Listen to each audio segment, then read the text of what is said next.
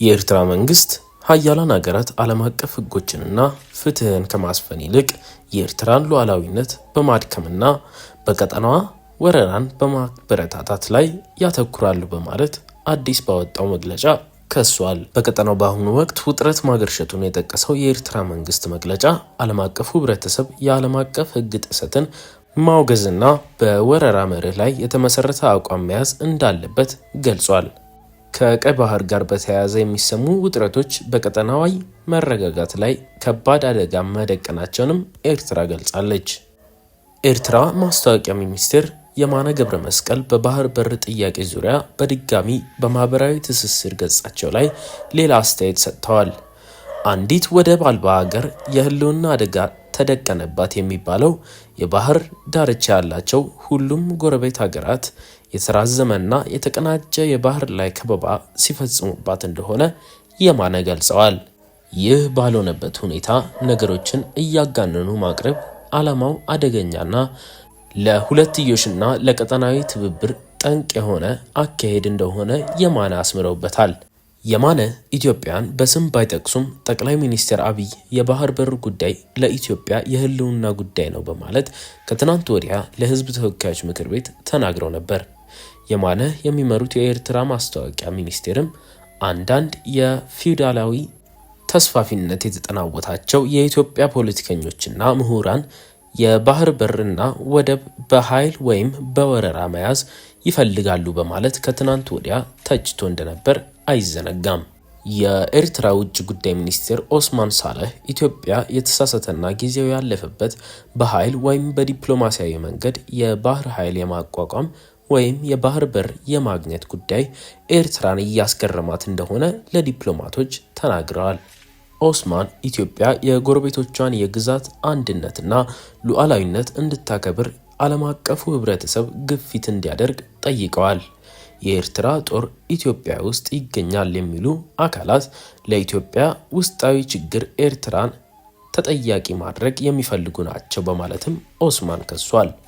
ኦስማን በህወሓትና ትግራይ ጊዜያዊ አስተዳደር መካከል ባለው ሽኩቻ ውስጥ ኤርትራ ሚና አላት የሚለውን ውንጀላም አስተባብለዋል። ይህን በየቀኑ አዳዲስ መረጃዎችን በማራኪ ሁኔታ የሚያቀርብላችሁን ቅኝት ዴይሊ ቻናል ሰብስክራይብ በማድረግ አዳዲስ መረጃዎችን በጊዜው ያገኙ። የትግራይ ነጻነት ፓርቲ ባይቶና እና አራና ትግራይ በጋራ ያቋቋሙት ጥምረት የህወሓትን ክፍል ተከትሎ የተፈጠረው የስልጣን ሽኩቻ የትግራይን የአደጋ ተገላጭነት አባብሶታል በማለት ስጋቱን ገልጿል።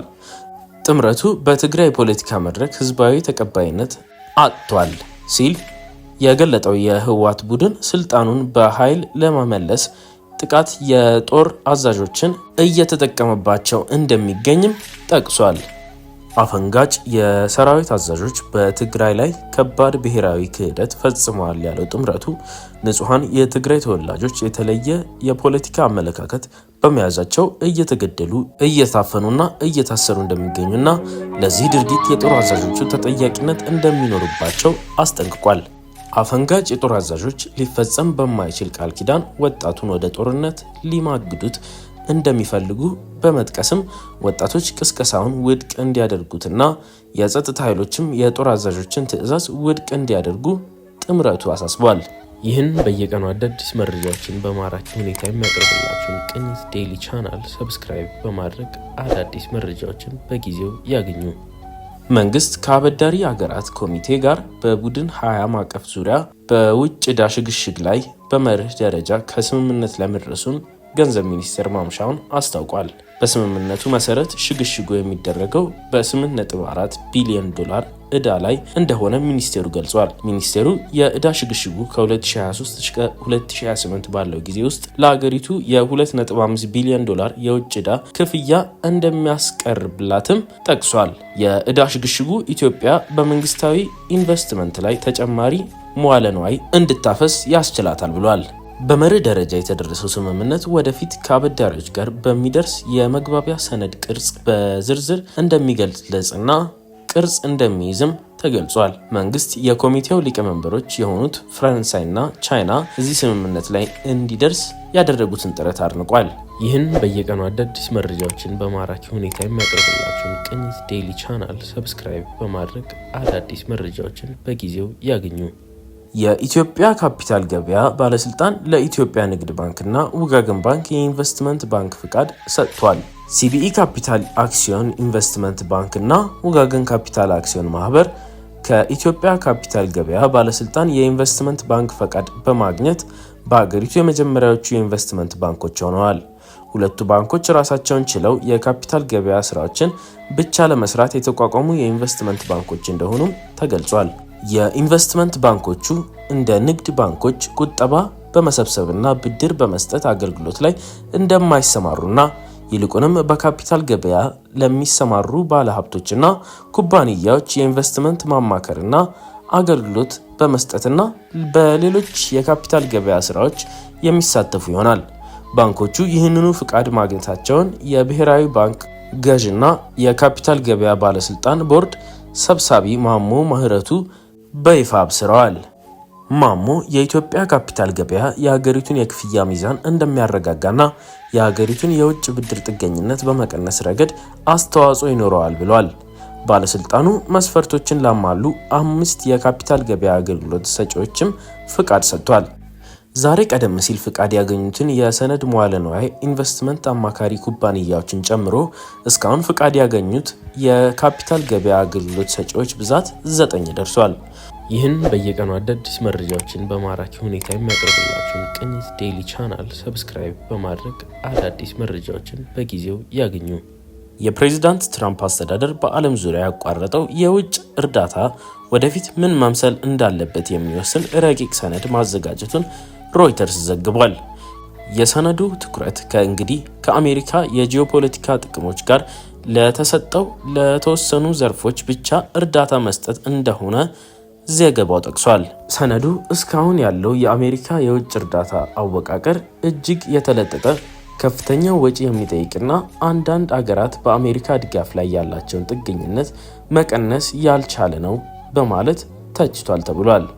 የአሜሪካ እርዳታ ወሰኑ የጠበበና ስትራቴጂካዊ ትኩረት ያለው እንደሆነ ለአሜሪካ ሊለካ የሚችል ውጤት የሚያመጣ፣ የአሜሪካን ተጽዕኖ ፈጣሪነት የሚያስቀጥል፣ የአሜሪካን ብሔራዊ ደህንነት የሚያስጠብቅና እንደ ቻይና ያሉ ተፎካካሪዎችን ተጽዕኖ መግታት የሚችል እንዲሆንም ሰነዱ ሀሳብ እንደሚያቀርብ ተገልጿል።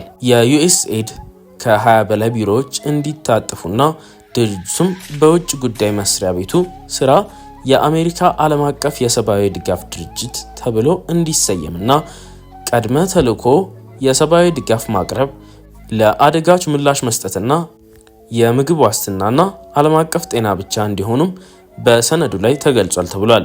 ይህ በእንዲህ እንዳለ በአሜሪካ ውጭ ጉዳይ መስሪያ ቤት ስር ዩኤስኤድን እንዲመሩ የተሾሙ አዲሶቹ ኃላፊዎች 1000 ያህል የደረሱትን የነፍስ አድን ስራዎች ለመቀጠል ማቀዳቸው ተሰምቷል። ይህን በየቀኑ አዳዲስ መረጃዎችን በማራኪ ሁኔታ የሚያቀርብላችሁን ቅኝት ዴይሊ ቻናል ሰብስክራይብ በማድረግ አዳዲስ መረጃዎችን በጊዜው ያገኙ።